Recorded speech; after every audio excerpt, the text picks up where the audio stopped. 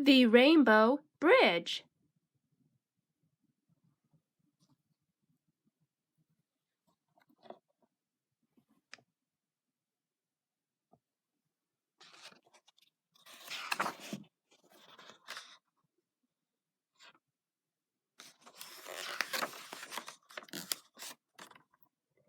It was the perfect summer for a boy and his dog, especially for a 7-year-old boy named Rick and his beloved dog, Coco. The days were long, the weather was hot, and Rick and Coco spent most of their days splashing about in the swimming hole at Bear Creek. Rick would dive under the water, leaving Coco to paddle around, pretending to look for him. Rick would surface and spit water at Coco, then Coco would bark and flick water at Rick with his tail.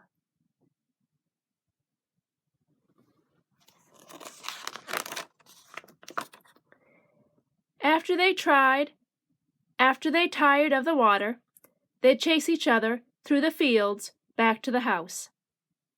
Rick would grab a snack and watch cartoons while Coco would play with his well-chewed squeaky bone. It felt like summer would never end, and Rick and Coco would play forever. But like the seasons, all things must change. As the leaves turned from green to gold and the days got cooler and shorter, Coco seemed to slow down.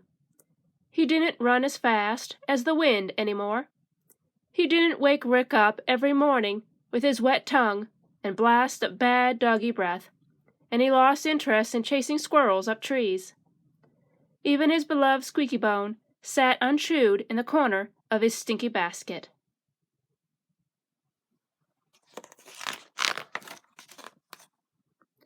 Mom thought she knew the reason. Coco is getting old and needs more rest. Besides, he's 15 years old. That's 105 in dog years. Much older than you, Ricky. Then one frosty December morning, Coco didn't even get out of his basket to see Rick off to school. He lay in his stinky basket, his big brown eyes following Rick around the room as he collected his books and lunch. Rick stroked Coco's head. Do you think Coco is sick? Mom bent down to look at Coco, who whimpered and managed a feeble tail wag. I don't know, Ricky, but Dad and I will take Coco to the vet this morning. Rick put Coco in a headlock scratched in behind his ears and raced out to catch the school bus. See you this afternoon, Coco.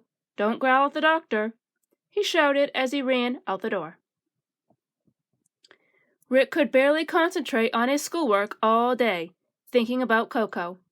He raced home from the school bus, anxious to hear what the vet had said. Bursting into the kitchen, Rick froze in his tracks. The stinky basket was empty. He looked around the kitchen in a panic. Where's Coco? He shouted. Mom and Dad were sitting at the kitchen table. It looked as if Mom had been crying. Dad said, Ricky, Coco was a very sick dog and he was in great pain. I'm so sorry to tell you that Coco died today. He passed away peacefully in my arms.